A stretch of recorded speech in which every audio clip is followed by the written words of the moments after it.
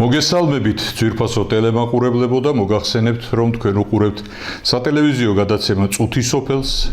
რომლის ავტორიც გახლავთ ბატონი ირაკლი ბრეგვაძე მე კი მისი წამყვანი ჟურნალისტი გოგიტა მელიქიძე გახლავართ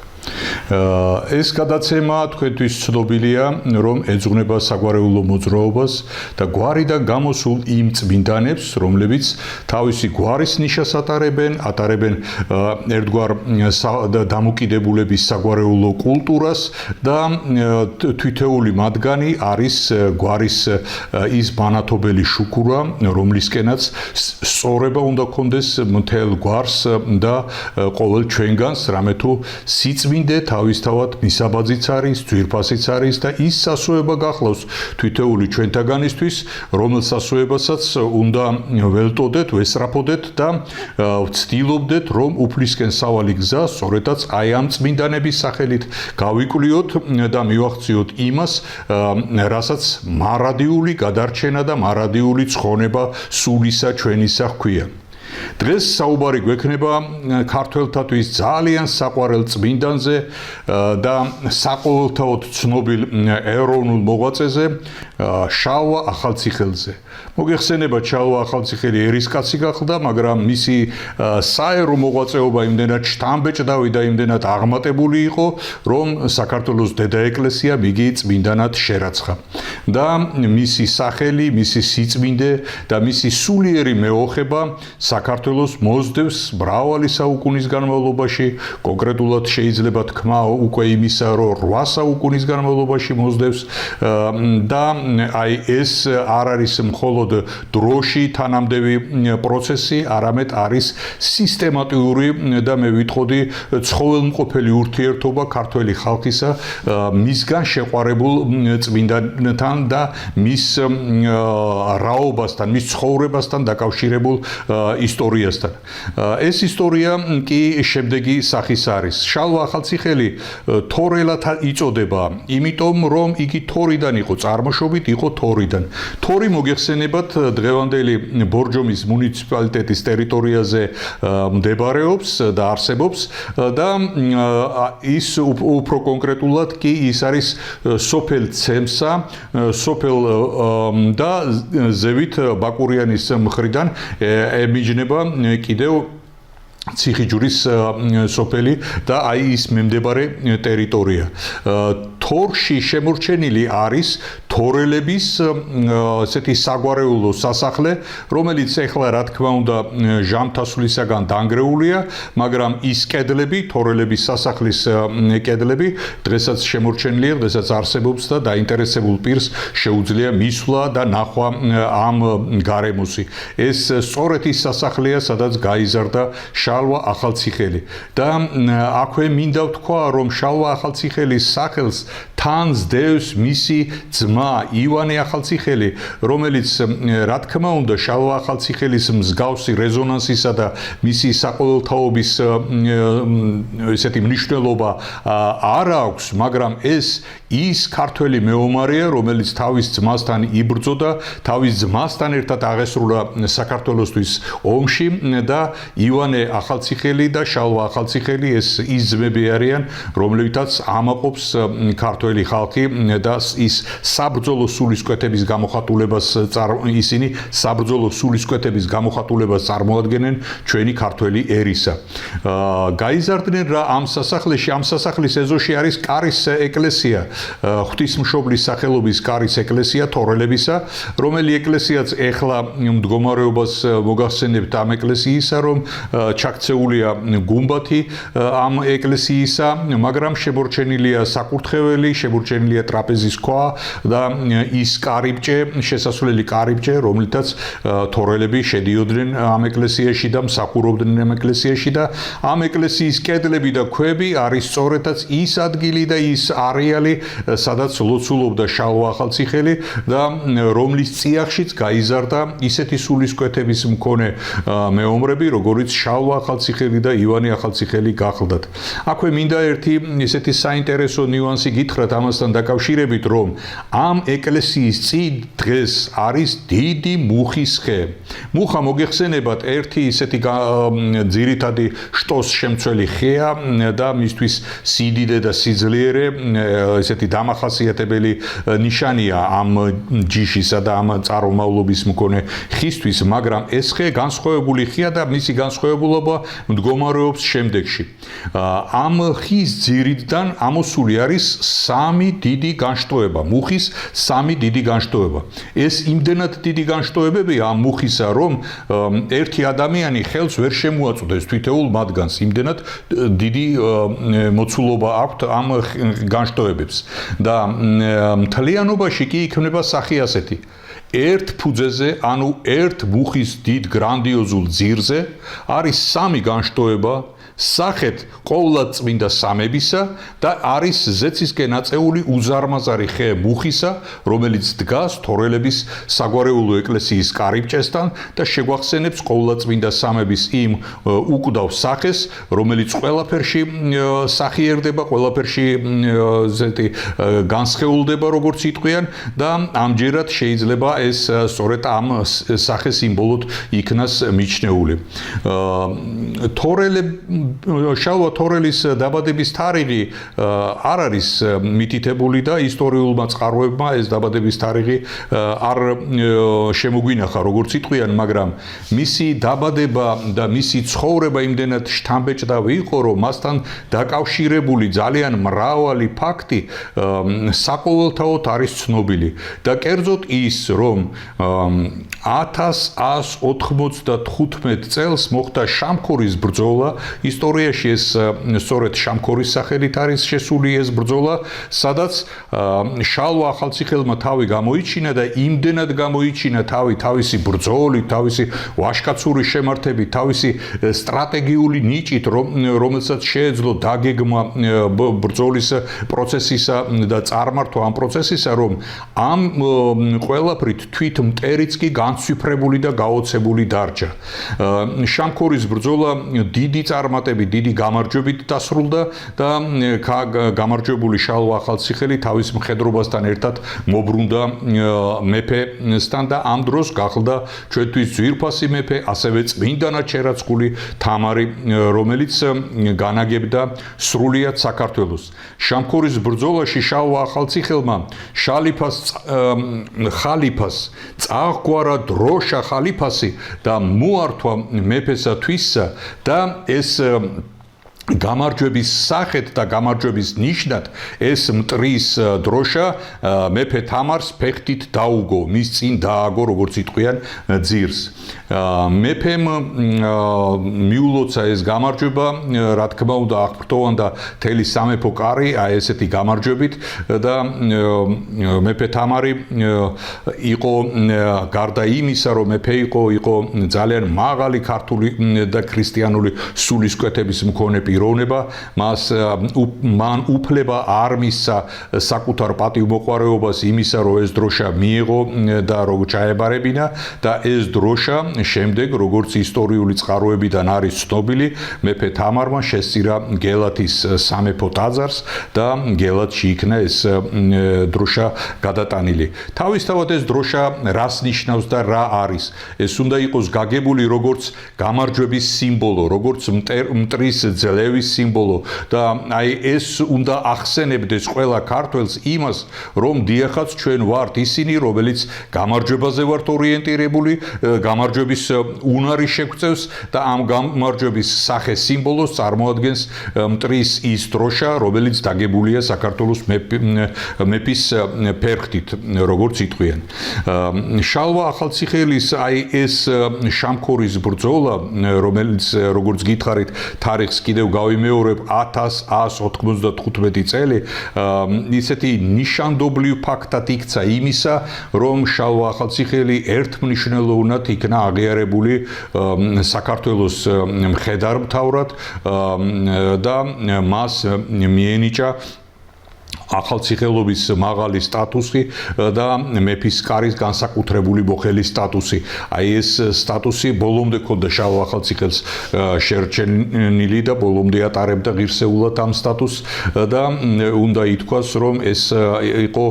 თამარ მეფის მიერ გამოცხადებული ნდობა შალვა ახალციხელისა და თორელების იმ გმირული სახლის მიმართ, გმირული სულისკვეთების მქონე სახლის მიმართ, რომელიც სახლიდანაც არის გამოსული შალვა ახალციხელი და ძმა მისი ივანე ახალციხელი. შემდეგ იყო 2003 წლის ომი, ეს ბასიანის ომის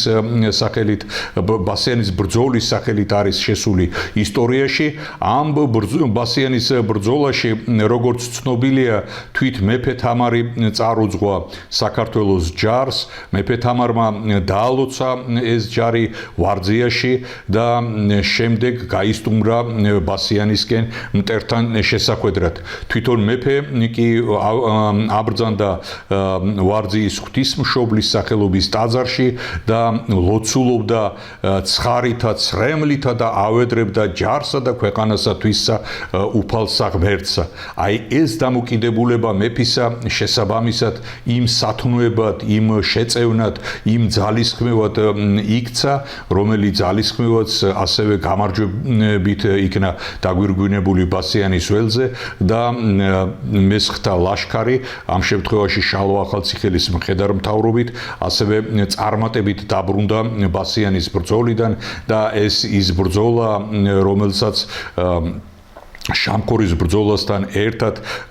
საქართველოს ისტორია იხსენებს ხშირად და ეს არის არა მხოლოდ გახსენებისთვის, როგორც ფაქტისა, არამედ არის გარკვეული სულისკვეთების მატარებელი და ეს არის გამარჯვება, ბრწყინვალე გამარჯვება ქართული ჯარისა, რომელი გამარჯვებაც უნდა გვახსოვდეს, რომელი გამარჯვების მიმართაც უნდა გქონდეს ერთგვარი სწორება და უნდა შინაგანად ვზრდიდეთ საკუთარ თავს და საკუთარ მეობას და ვამზადებდეთ ამ გამარჯვებისთვის. დღეს შეიძლება არც შამქორის ბრძოლაა საჭირო, არც ბასიანის ბრძოლაა საჭირო, მაგრამ ბრძოლა ცხოვრებასთან, ბრძოლა ამაოებასთან გრძელდება და აი ამ ბრძოლების საუკეთესო ნიმუშს და საუკეთესო მაგალითს წარმოადგენს შამქორის ბრძოლა და ბასიანის ბრძოლა, რომელიც შალვა ახალციხელის სახელთან არის დაკავშირებული.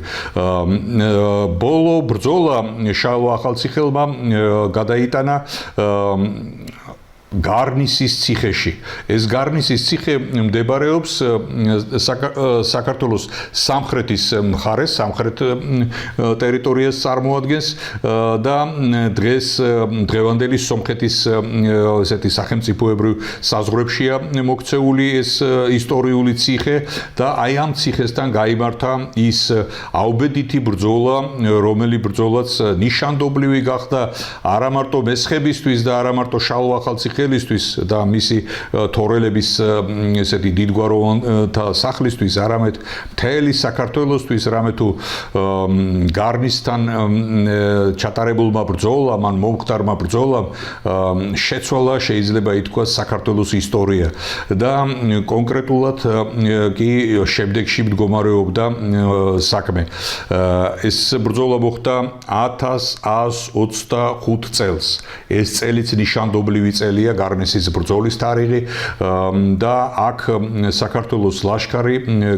გამაგრებული იყო გარნისის ციხეში და უნდა ითქვას, რომ ამ ბრძოლის წინ თათბირზე თამარ მეფე უკვე აღარ იყო ცოცხალი ამ დროს და სამეფო კარს და სამეფო საქმეს განაგებდა მისი შვილი რუსუდანი და აი ამ მეფე რუსუდანმა, ანუ მეფის ფუნქციის შემსრულებელმა ბატონიშვილმა რუსუდანმა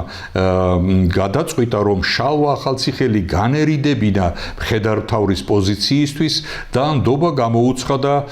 უკვე მოხუცებულობაში მყოფ, ესეთი მხცოვანებაში მყოფ ივანე მხარგრძელს, რომელი მხარგრძელიც ასევე ცნობილი მხედართმთავარი გახდა და მრავალი ღვაწლი მიუძღვის მასაც საქართველოს ისტორიაში, მაგრამ ამ დროისთვისა და ამ ეტაპისთვის ის უკვე იმდენად მხცოვანი იყო, რომ ვერც ბრძოლას გაუძღვა და ვერც სათანადო სტრატეგია და ბრძოლის სათანადო სტრატეგია დაგეგმა. მდგომარეობა კი შემდეგში იყო. მტრის ჯარი მოადგა რა გარნისის ციხეს, რომელშიც განლაგებული იყო საქართველოს სამეფოს ესეთი გაერთიანებული მხედრობა. ივანე მხარგრძელმა შეთავაზა შალვა ახალციხელს და მის დაქვემდებარებაში მყოფ მესხთა ლაშქარს, რომელი ლაშქრის რაოდენობრივი ესეთი განზომილება ცნობილია და მე ისტორია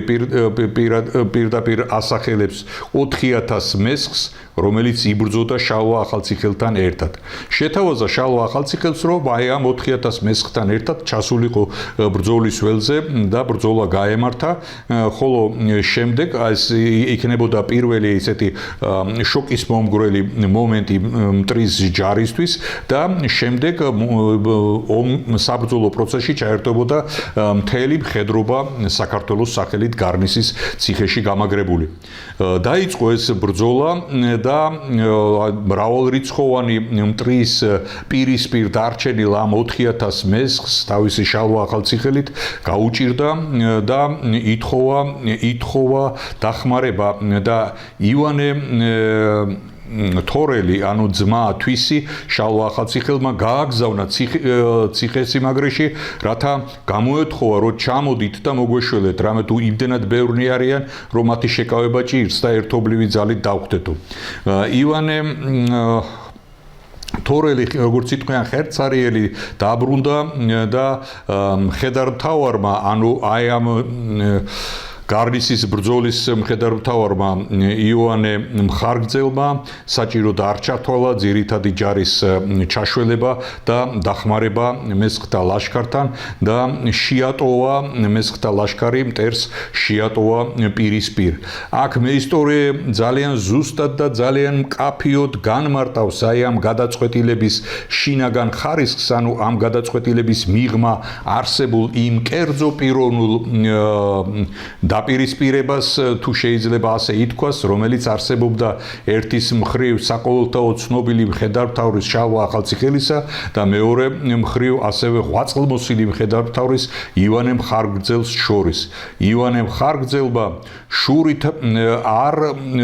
ხო საჭიროდ დახმარება და შეატოვა შალვა ახალციხელი მტრის ჯარს პირისპირ, რამე თუ იცოდა, რომ ის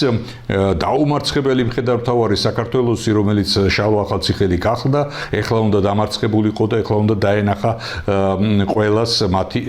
მისი მარცხის მომენტი. და ეს არა მხოლოდ შალვა ახალციხელის მარცხი იყო, არამედ მარცხი იყო იმ 4000 მესხისა, რომელიც მტრის პირისპირ იდგა და მათ იბრძოლეს, როგორც იტყვიან, სისხლის უკანასკნელ წვეთამდე. ამ ბრძოლაში ივანე ძმა შალვა ახალციხელისა დაიღუპა და შალვა ახალციხელს ხმალი გადაუტყდა, ბრძოლის დროს გადაუტყდა ხმალი და ესე უხმლოდ, ანუ იარაღის გარეშე დარჩენილი მხედართმთავარი ტყვედ შეიპყრეს და ბრძოლა დამთავრდა მარცხით. აქვე უნდა ითქვას შემდეგი, რომ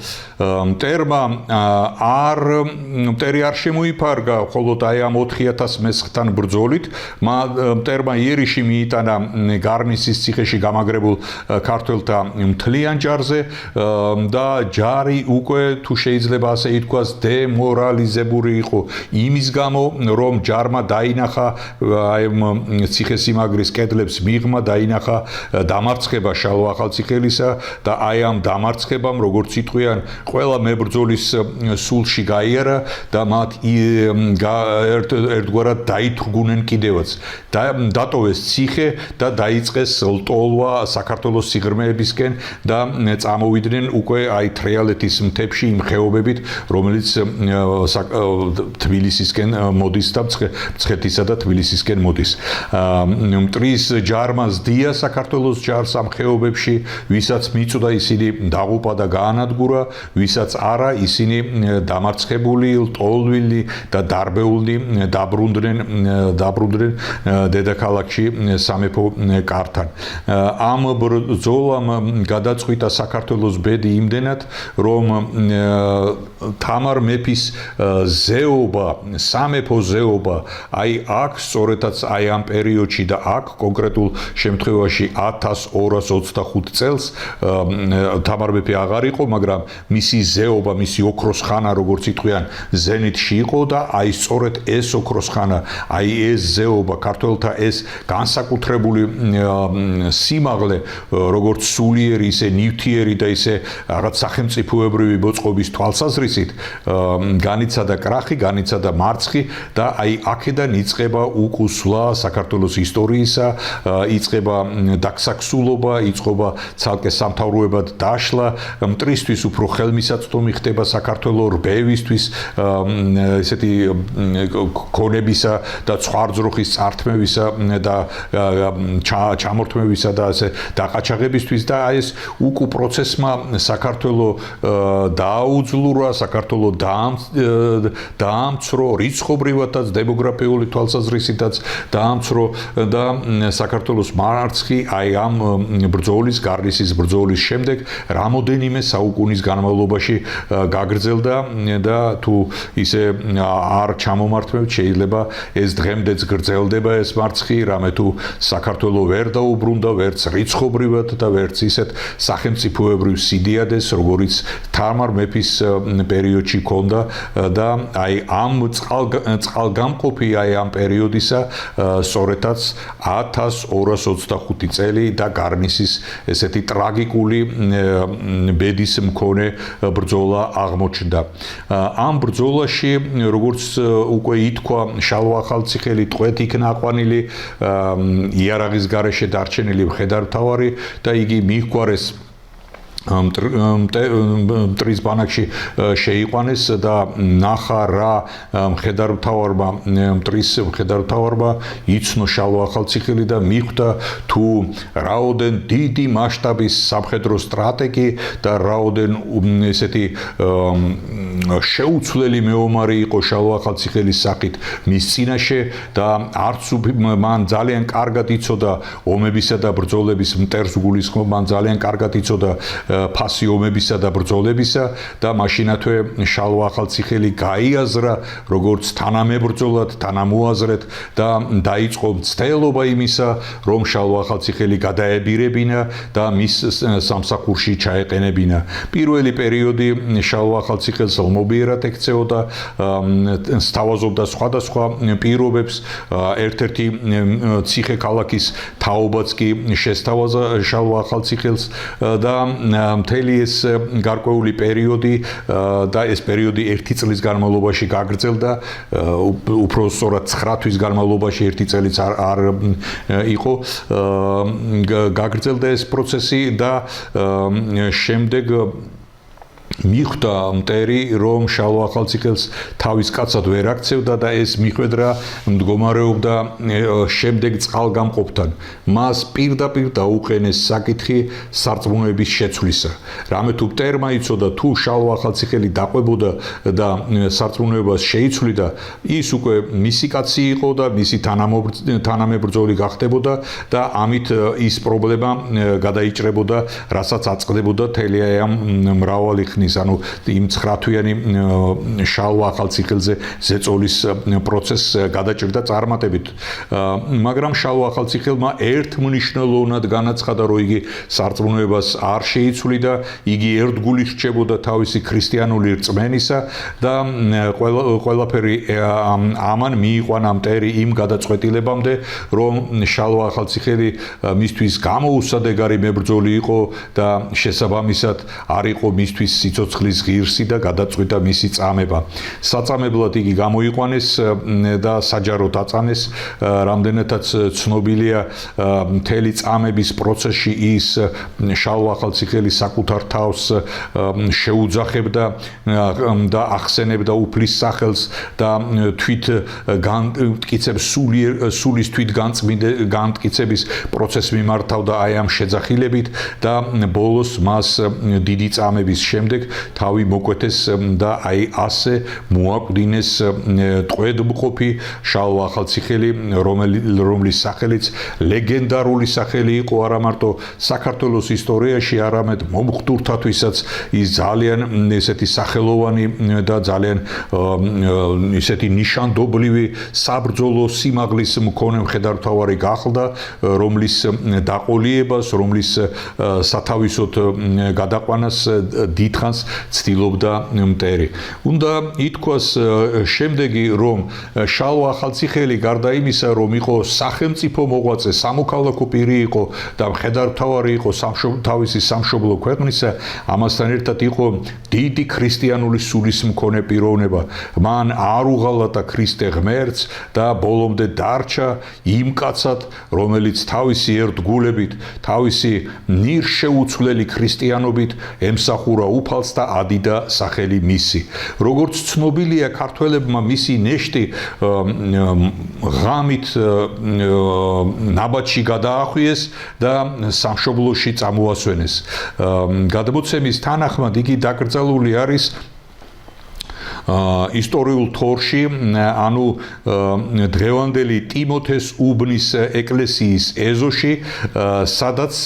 შემდეგ შალვა ახალციხელის საფლავზე აშენდა ახალი ეკლესია, ეს მცირე ბაზილიკური ტიპის ეკლესია და სწორედაც ამ ეკლესიაში გულობს ქართველი ხალხი თავისი ლეგენდარული გმირის ნეშტს და მის საფლავს, რამე თუ ამ ეკლესიის მიმართ, ანუ ტიმოთეს უბნის ეკლესიის მიმართ შალვა ახალციხელს განსაკუთრებული დამოკიდებულება ჰქონდა და ეს განსაკუთრებულობა მდგომარეობს შემდეგში, რომ შალვა ახალციხელი გახლდათ ქტიტორი და აღმშენებელი ტიმოთეს უბნის ღვთისმშობლის სახელობის ამ დიდი და ლამაზი გუმბათოვანი ტაძრისა და სწორედაც თორელების სახლეულმა და უშუალოდ შალვა ახალციხელმა გაიღო ის საფასე, რომლითაც აშენებული იქნა ეს ტაძარი. აქვე უნდა ითქვას ისიც, რომ შალვა ახალციხელი სანამ გარნისის ბრძოლაში წავიდოდა, თავისი 4000 მხედრობით ტიმოთეს უბნის ხეობაში, ეს მოგეხსენებათ ბორჯომში არსებული გუჯარეთის ხეობას წარმოადგენს, შევიდა თავისი ჯარით და ითხოვა წმინდა ზიარების მიღება და იმდროინდელმა წინამძღვარმა ტიმოთეს უბნის ეკლესიისა დალოცა შალვა ახალციხელი, დალოცა მისი ჯვარი ეზიარენ და სწორედაც ასეთი წმინდა ზიარების შემდეგ წავიდნენ ბრძოლაში, რომელი ბრძოლაც როგორც უკვე ვთქვით, დამთავრდა ისე როგორც დამთავრდა და აი ეს ტაძარი, ანუ რომლის ქტიტორათაც მოიაზრება შალვა ახალციხელი, დღესაც მოქმედი ტაძარია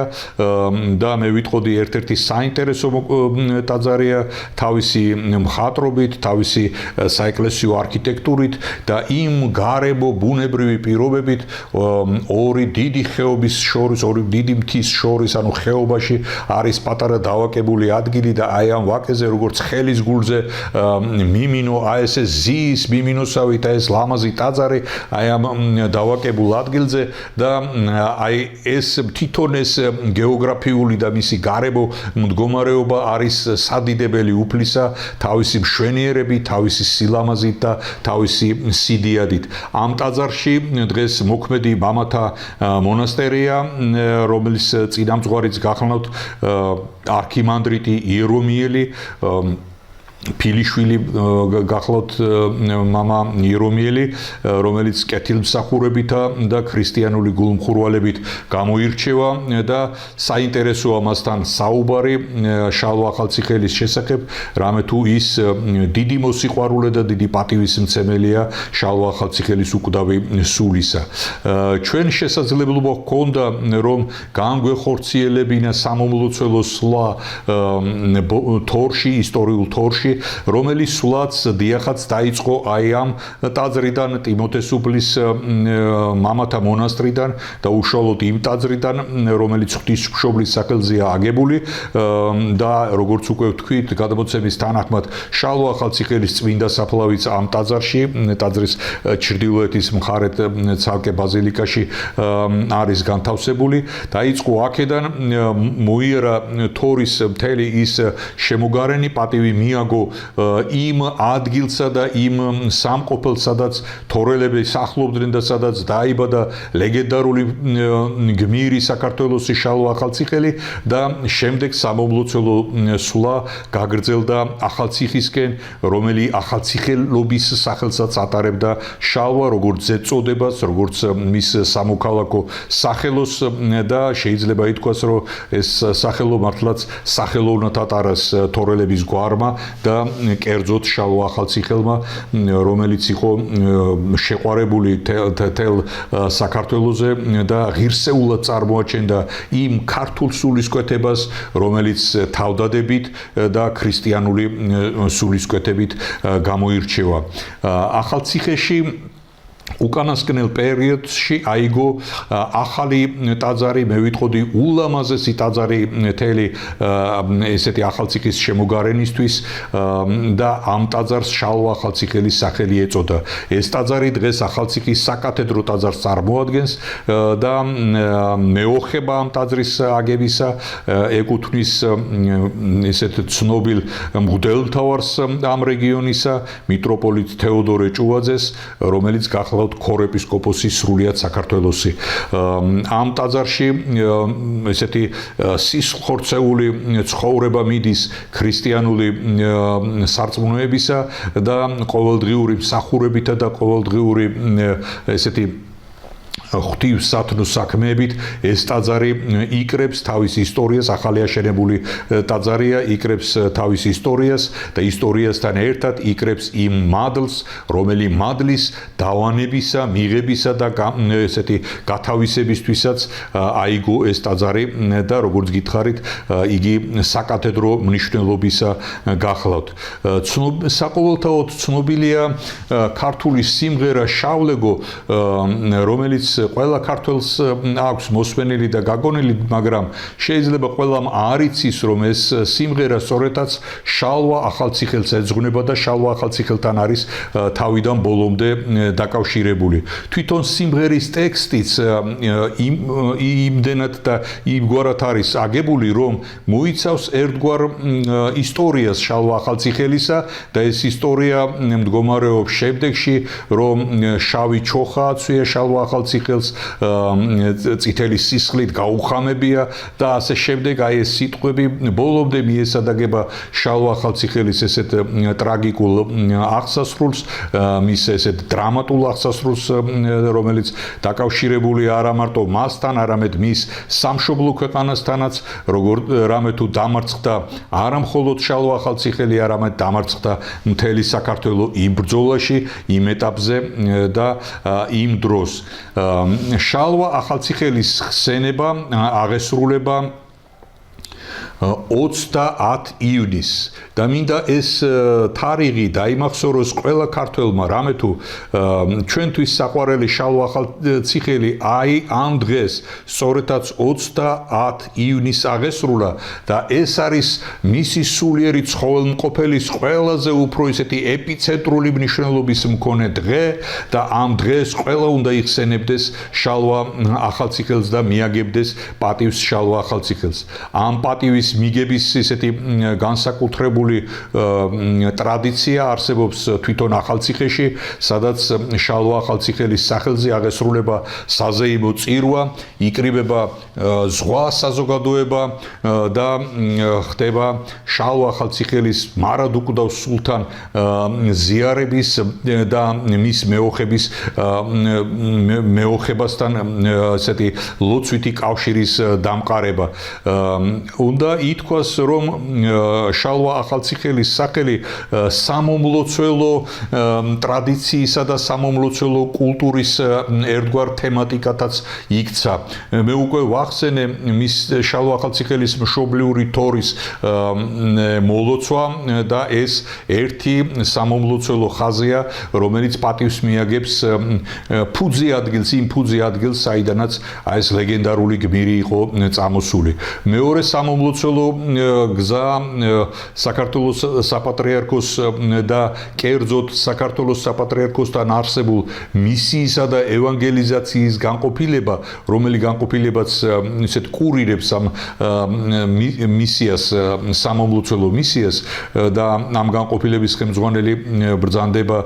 ყველასთვის კარგად ცნობილი მიტროპოლიტი დანიელ დათუაშვილი განიხილავს მეორე გზასაც და ეს არის გზა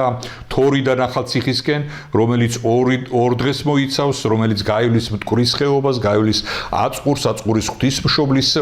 ტაძარს და მიახლება მის მშობლიურ შალვა ახალციხელის ესეთ